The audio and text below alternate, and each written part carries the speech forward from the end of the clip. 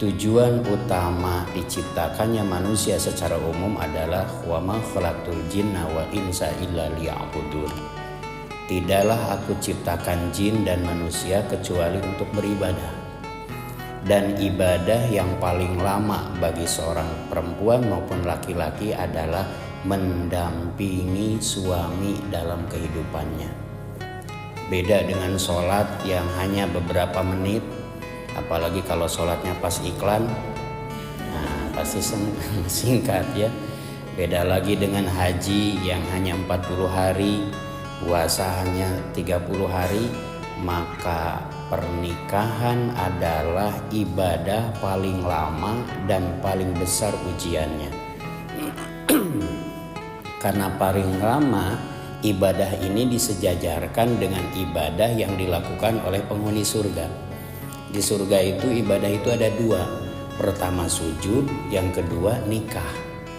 Maka jangan anggap enteng pernikahan ini. Pasti akan ada di depan pernikahan kita itu ujian-ujian berat. Tentang ekonomi, tentang suami, tentang anak, tentang apa saja ini kita harus persiapkan. Allah Subhanahu wa ta'ala sudah menetapkan pernikahan ini adalah ibadah yang paling banyak memberikan pemberat hisab di hadapan Allah. Oleh karenanya istri yang diciptakan oleh Allah sebagai pelengkap Nabi Adam di surga harus berperan aktif mendorong keluarga menjadi ahli ibadah.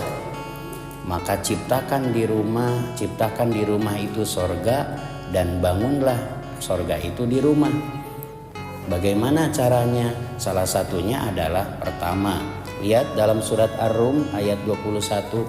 Ayat ini populer dibaca oleh orang-orang yang mau membaca Quran di hadapan para suami dan para istri, yaitu wa min ayatihi an khalaqalakum min anfusikum azwaja. Pertama, Allah menciptakan makhluk berpasang-pasangan dan bertemunya jodoh itu 99% peranan takdir. Sisanya adalah pilihan manusia. Maka kalau sudah ditetapkan menikah dengan seseorang, pastikan bahwa ini bukan sekedar keinginan kita, tapi 90% takdir Allah. Karena kalau kita yang milih, pasti milihnya yang ingin sempurna, yang tinggi, putih, pandai menabung, jarang marah, selalu bilang sayang, selalu misalnya ngasih perhatian, ketika meluk udah ditransfer, atau macam-macam gitu ya, maunya kan seperti begitu. Tapi faktanya tidak seindah yang dibayangkan. Pasti ada celah kekurangan, pasti ada celah keburukannya. Nggak ada sempurna dalam pernikahan, baik laki-laki maupun perempuan.